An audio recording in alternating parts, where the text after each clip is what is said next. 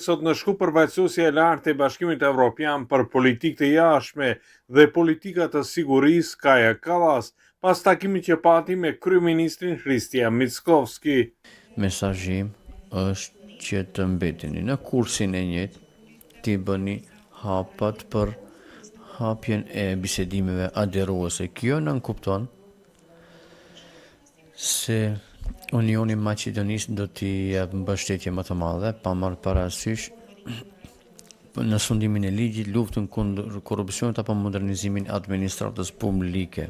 Në konferencën e përbashkët, kryeministri Mickovski tha se Maqedonia e Veriut është e gatshme të pranojë edhe ndërmjetësues për të zgjidhur çështjen e hapur me Bullgarinë. Jemi të gatshëm të flasim në nivel të bisedimeve dypalëshe, në nivel të marrëdhënieve si partner në Aleancën Andës. Kushdo që dëshiron të ndihmojë, jemi të gatshëm të ulemi, të flasim dhe të pranojmë çfarë do ndërmjetësimi.